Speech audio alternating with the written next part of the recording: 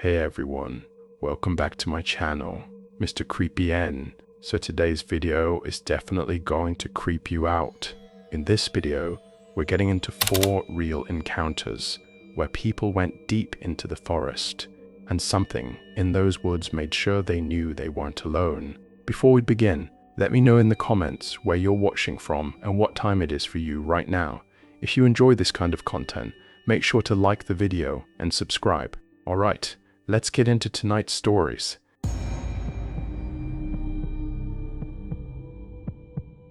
I've always been the kind of person who needs to be moving. Sitting still for too long makes me restless in a way I've never been able to shake, which is probably why I spent most of my 20s dragging people into the woods every chance I got. That particular summer, it was me, my college friend Dana, and her longtime friend Priya.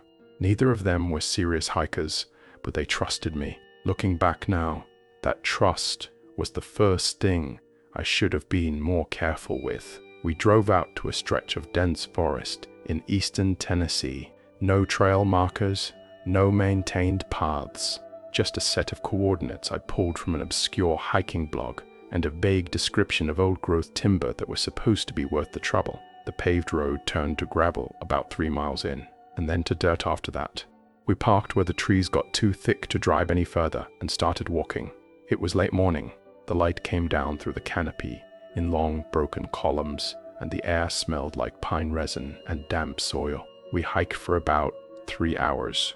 Not hard going, mostly flat with one long ridge crossing that left us winded, but not exhausted. Priya was a photographer and kept stopping to frame things, which Dana found annoying and I found useful because it slowed our pace to something sustainable. Priya found the cave. She'd climbed up onto a wide rock shelf to get a better angle on some lichen and called down that the shelf wasn't a shelf. It was a ledge above a cave mouth, mostly swallowed by years of overgrown fern and collapsed timber framing. Old timber, almost black with rot, still sitting in the shape of a crude doorway that someone had built into the rock face a long time ago. Dina said we should keep walking. Priya was already ducking inside. The interior was larger than it looked from the entrance, maybe 30 feet deep, with a ceiling that sloped from about 12 feet near the opening down to something you'd have to crouch under at the back wall. In the center of the floor, someone had built a fire ring. Smooth stones arranged deliberately, not thrown together at random. The ash inside it was pale and dry as chalk dust. Old used, not recent. There were old animal bones pushed into one corner, long since cleaned of anything. The smell was dry and mineral, like the inside of a well. We ate lunch in there. It was cool and sheltered, and the afternoon sun outside had turned punishing. And then we made the decision. I've replayed more times than I can count. We decided to spend the night. It was protected, it was level, and neither Dana nor Priya wanted to pitch a tent on a slope. I thought it was a reasonable call. The forest stretched for miles in every direction. No one else was coming. The storm arrived around midnight, and it came without warning. One moment the forest was quiet. The next, thunder shook the rock walls, and lightning strobed through the fern curtain at the entrance in rapid white flashes. Rain hammered the canopy above us so hard it sounded like static.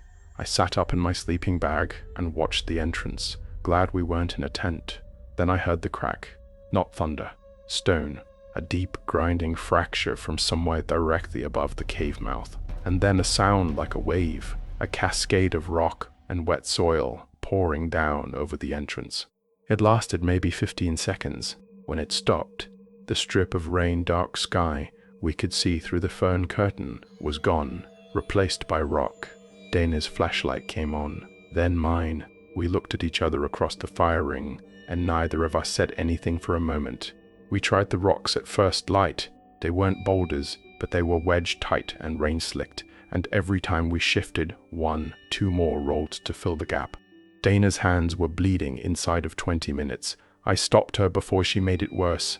The hole in the ceiling, a natural fissure about 15 feet up, let in thin grey daylight and enough air that we weren't in immediate danger of suffocation. But we were sealed into a stone room, in a forest that no one knew about, on a dirt road that existed on no map. I was assessing the ceiling fissure, trying to figure out if it was even a realistic exit, when I heard the argument start behind me. Low voices first, then not low. Prior's tone, flat and controlled in a way that was somehow worse than shouting, then Dana's voice cracking at the edges. It took me a minute to understand what I was hearing, and when I did, my stomach dropped. Prior had apparently known for months that Dana had been meeting her boyfriend Rajan privately, texting him, not as friends. I stepped between them. Priya had her flashlight raised, not swinging it, just holding it in a way that had stopped being casual. I told them both, loudly and without room for negotiation, that we were trapped underground, and neither of them was permitted to make it worse. Dana sat down against the wall and pulled her knees up. Priya lowered the flashlight and went quiet, which honestly scared me more. The shouting is what saved us. Around midday, a voice came from above, somewhere near the ceiling fissure, rough and unhurried, asking what in God's name the noise was about. I nearly fell scrambling toward the sound. I called up that we were trapped, that a rock slide had sealed the entrance the night before, that there were 3 of us and we'd been here since midnight. A long pause. The sound of boots on rock. Then, all right, hang tight. His name was Cal, retired forestry service. He had a small cabin 2 miles east and had been checking a section of his property line when the storm moved through. He'd heard us when the argument peaked. Sound carries strangely through rock, he said, especially in a basin. He knew the cave, said the rock shelf above the entrance had been unstable for years, and he'd meant to report it to the county, and never had. It took Cal and me nearly an hour to clear enough of a gap to crawl through. Dana went first, then me, then Priya. Cal walked us back to the truck without being asked. He didn't want money, didn't want thanks. He told us to let someone know our location next time, and turned back into the trees. Dana and Priya didn't speak on the drive home. I don't think they've spoken since. I still hike. I still love the woods, but I've never gone back to that basin, and I've never again chosen to sleep somewhere I couldn't walk out of on my own. Some decisions look small in the moment, and then spend the rest of your life reminding you that they weren't. I found that lake by accident when I was 12 years old. My father had missed a turn during a fishing trip, and we'd pushed through an unmarked deer path for about 20 minutes before the trees opened up, and there it was, small, still, shaped roughly like a thumb, with no sign that anyone had ever built anything near it. My father stood at the edge for a long moment, looked out across the water, and said quietly that some places just belong to themselves. I didn't fully understand what he meant then. I do now. We went back every summer after that, just the 2 of us, until he passed when I was in my late 20s. And then I kept going alone. It wasn't on any mapping app, wasn't marked on any trail system, wasn't reachable without knowing exactly where to leave the main path and which direction to push through for roughly 20 minutes of unmarked timber. It was mine. Or I suppose it was ours. And then after he was gone, it became the closest thing I had to a place where I could still feel him nearby. That September, I needed it more than usual. I'd been grinding through a bad stretch at work, and an even worse stretch inside my own head. The kind of slow accumulation that doesn't feel like damage until you're standing in a parking lot one morning, unable to remember a single clear reason you got out of bed. I packed a 4-day kit, light, simple, nothing extra, and drove the 3 hours without telling anyone exactly where I was headed. That was deliberate. I wanted to disappear for a few days, just be somewhere that didn't require anything from me. The first day was everything I needed. I set camp on the flat granite shelf along the northern bank where my father and I used to set up, filtered water from the creek inlet, and spent the afternoon watching a pair of herons work the shallows. By dark I'd eaten, read for an hour by headlamp, and fallen asleep to the sound of the forest settling into itself. No anxiety, no noise in my head, just the lake and the trees in the dark. The second day, I walked the perimeter. The lake was maybe a quarter mile around the waterline, and I circled it several times over the course of the morning, not for exercise, but just to move and let my thoughts go wherever they wanted. The water was clear enough to see the sandy bottom in most spots. The eastern bank was hemlock and white pine growing right to the water's edge, thick enough that the afternoon light barely penetrated. It was on my fourth pass that I saw them.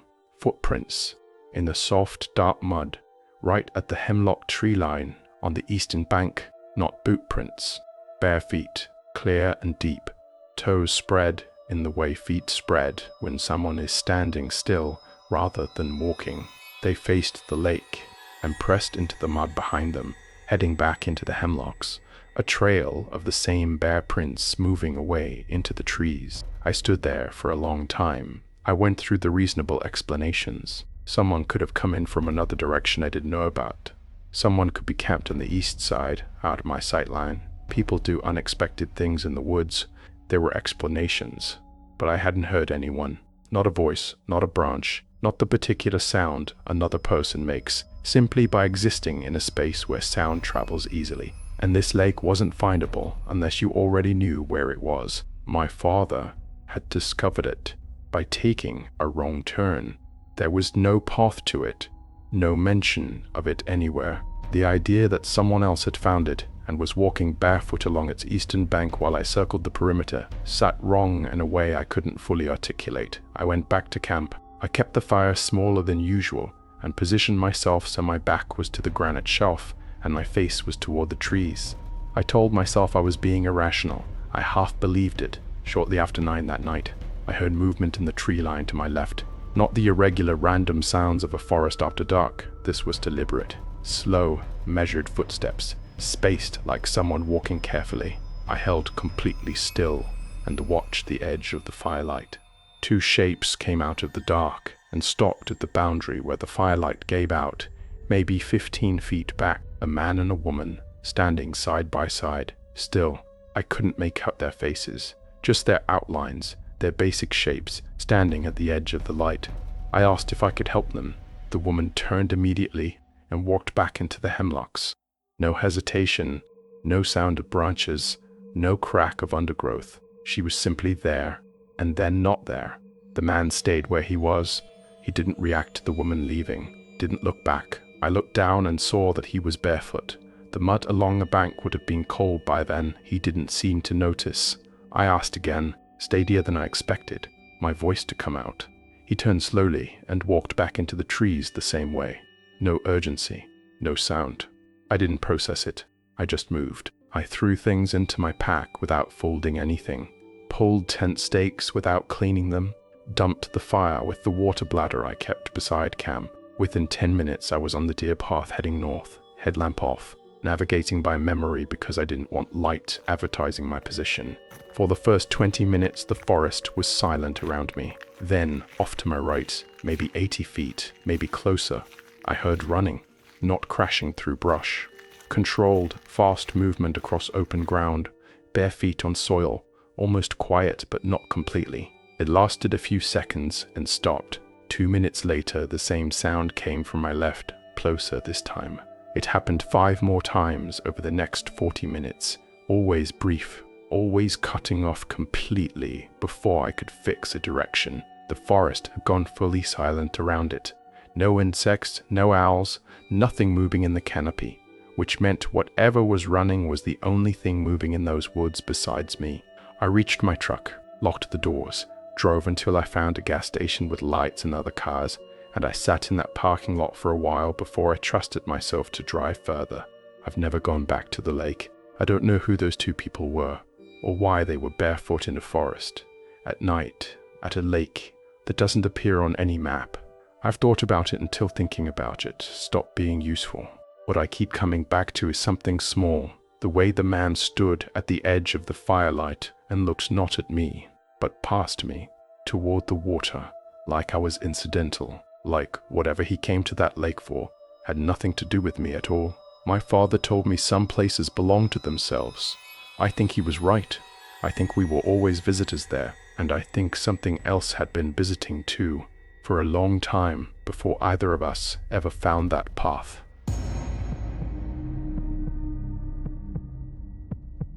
I've been doing wildlife fieldwork long enough that the forest stopped feeling threatening to me years ago. My wife Leila used to joke that I was more comfortable sleeping on a ridge than in our own bed, and she wasn't entirely wrong. I liked the quiet out there, the kind of quiet that has texture to it. Wind through pine, water over stone, the small sounds of a functioning ecosystem. After 12 years of solo field work, I knew the difference between a forest behaving normally and one that wasn't. That October, I thought I knew everything I needed to know. I was wrong in a way I still haven't fully made peace with. The assignment was a 2-week solo rotation in a remote drainage in the Allegheny National Forest in northwestern Pennsylvania. Black bear movement data, trail cam rotation, standard field work. I'd worked that same basin the previous fall without incident. I knew the terrain. A deep natural drainage with steep hemlock-covered walls, a narrow creek running the center line, and the south-facing slope on the western side that caught enough afternoon sun to make camp comfortable, even in October. I set up in the same spot I'd used before, near a wide creek crossing where the ground was flat and the tree cover gave me natural wind protection. Leela called me on the satellite communicator the first night, as she always did. I told her the hike-in had been clean, camp was set, I'd seen fresh scat on the game trail above the drainage. She told me to eat something real, and not just the freeze-dried stuff. I told her the freeze-dried stuff was real food. She told me I was wrong. That was the last time we spoke before everything changed. The first 3 days were exactly what they should have been. I ran my camera lines, logged track data, made notes on a juvenile bear working the lower creek for late-season crayfish. Nights were cold and clear.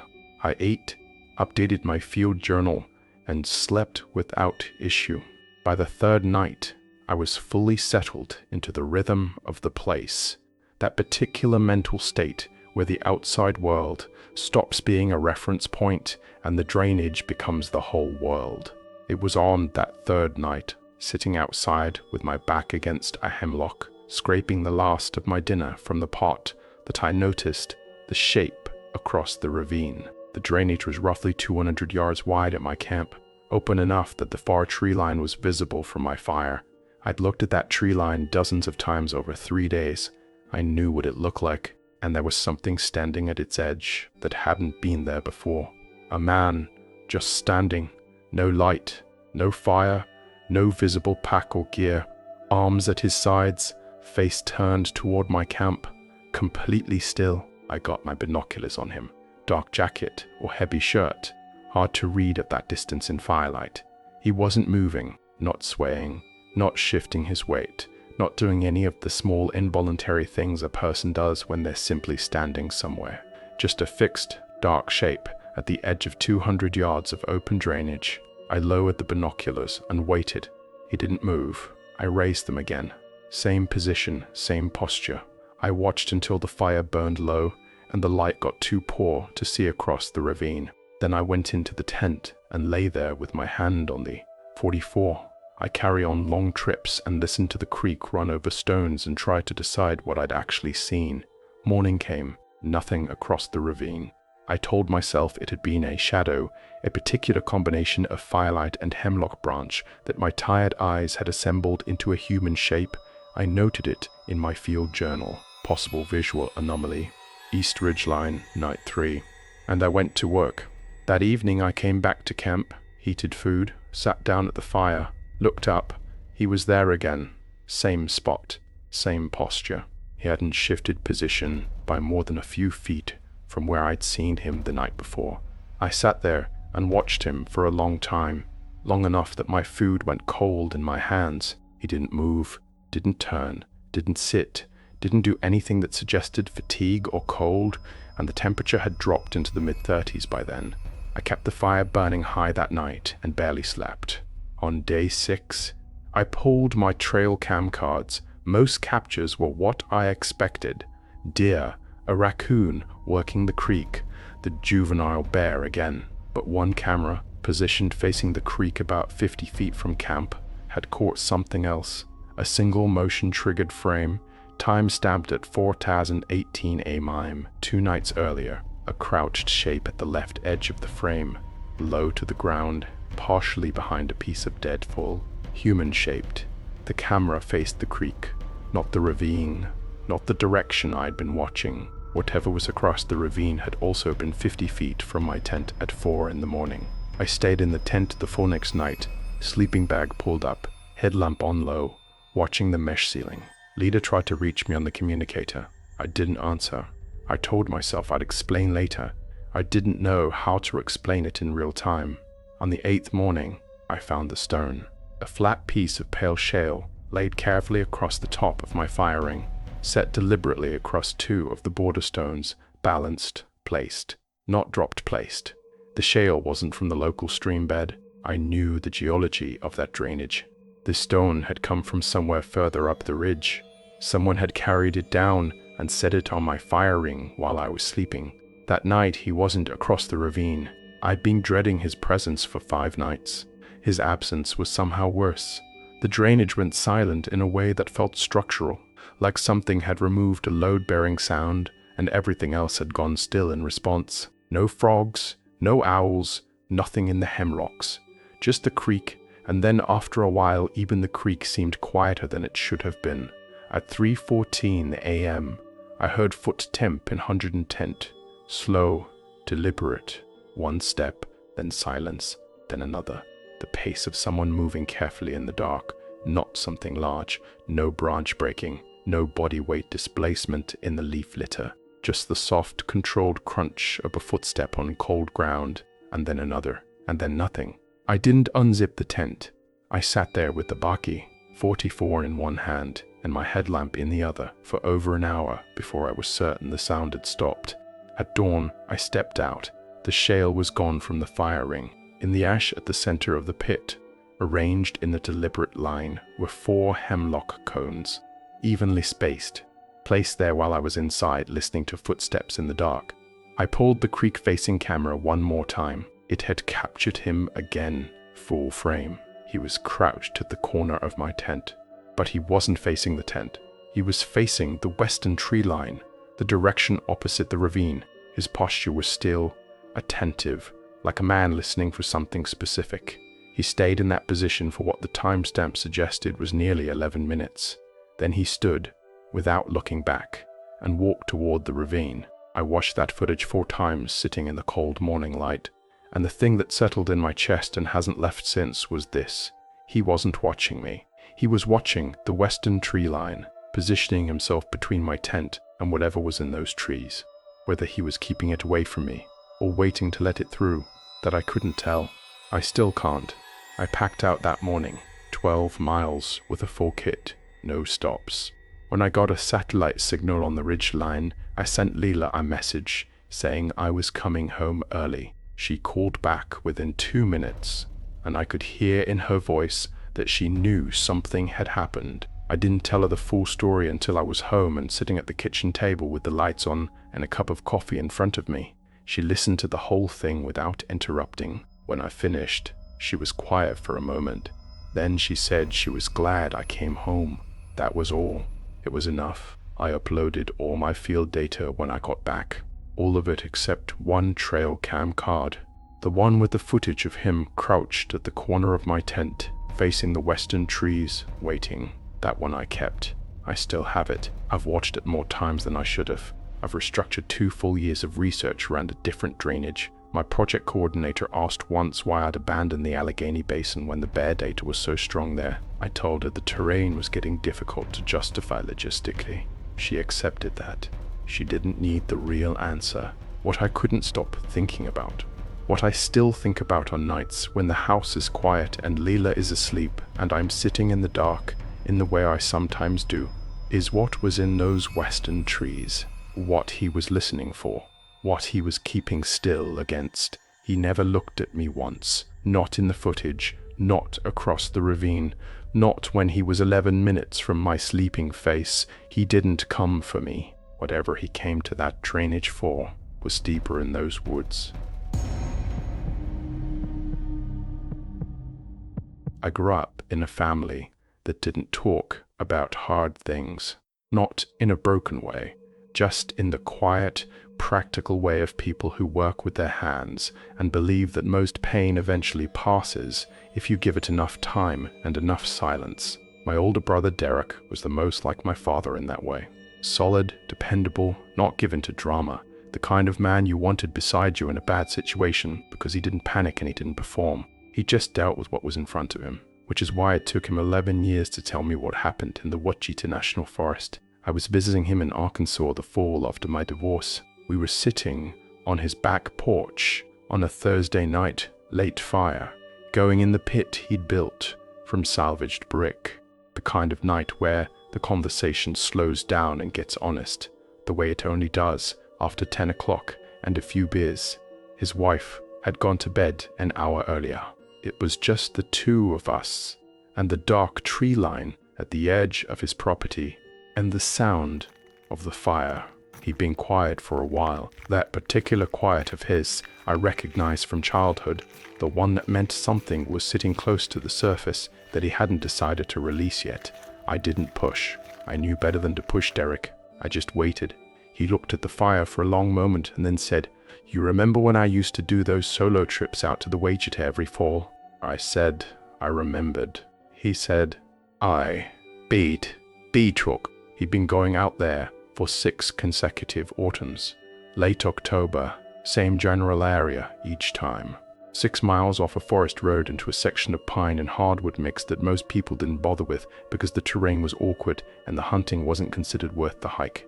Derek liked it specifically because of that. No other hunters, no trail traffic, nobody. He packed in light, tarp, bedroll, small propane stove, compass. He'd done enough backcountry time in the army that the logistics were second nature. The first 5 trips had been without incident. That 6th year was different from the moment he arrived.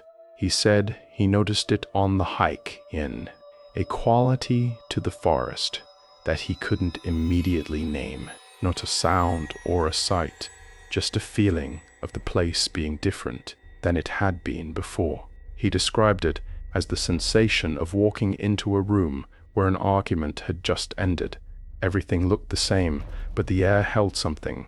He chalked it up to fatigue.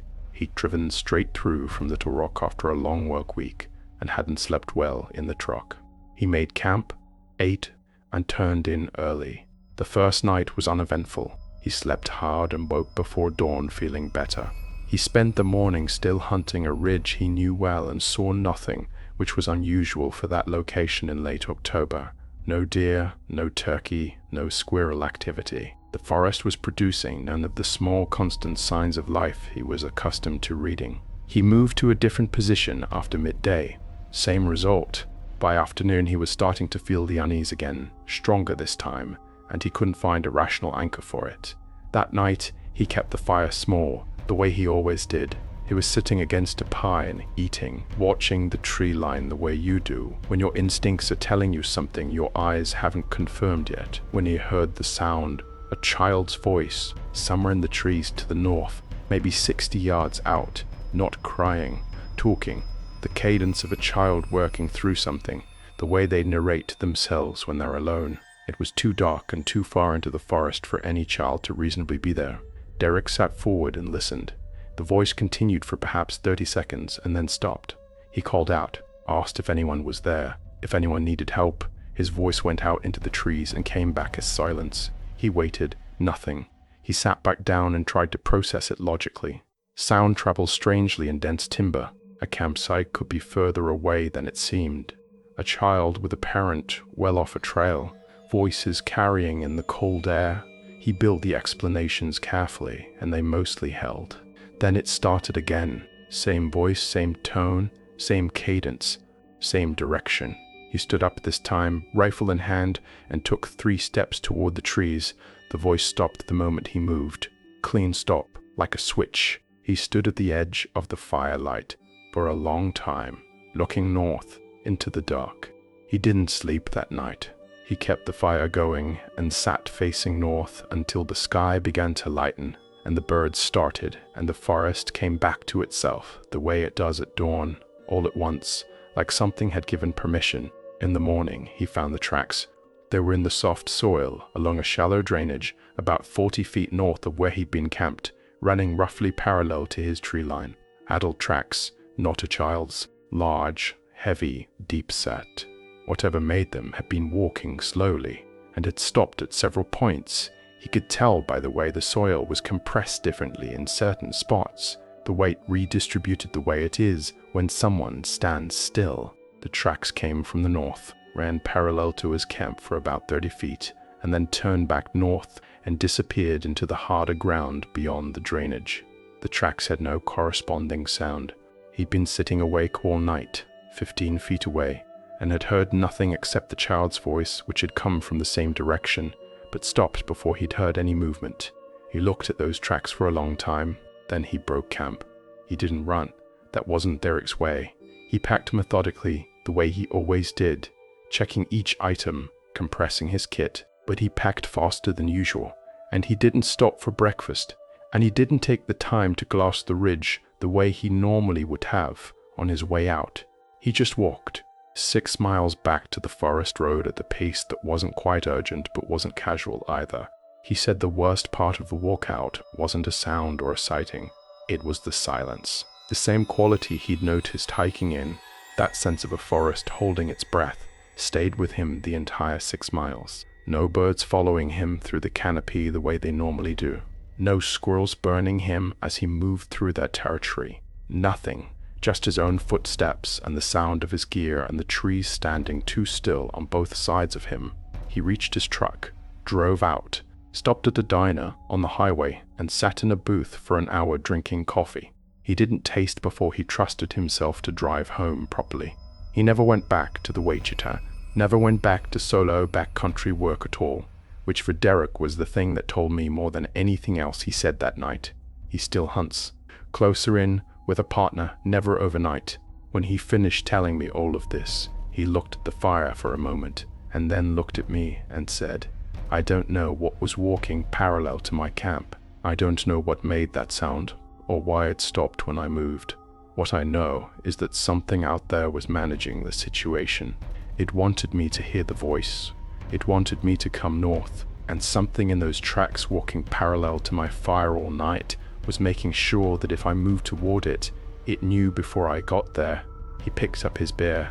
I spent 2 years trying to find a version of that story that made sense. I couldn't, so I just stopped going. We sat there for a while after that. The fire burned down, and neither of us moved to add wood. His property backed up against a thin strip of timber, nothing like the Wichita, just second-growth scrub, and I found myself looking at it differently than I had an hour before. Eventually, I asked him why he'd finally told me. He thought about it for a moment, then he said, "Because you were going to do that solo trip next spring, the one up in Missouri you mentioned at Christmas." I looked at him. He said, "I'm not telling you not to go. I'm just telling you that some things in those forests aren't confused or lost or curious. Some things know exactly what they're doing, and the ones that are smart enough to manage what you hear, those are the ones you never see coming. I didn't do that solo trip in the spring. I told myself it was scheduling. It wasn't scheduling. I still camp. I still go into the woods, just not alone, and not deep, and not overnight in places I don't know well." Derek never asked me whether I changed my plans because of what he told me. He didn't need to ask. He already knew. Some warnings don't come with explanations. The ones that come from people who never exaggerate. Those are the ones you listen to.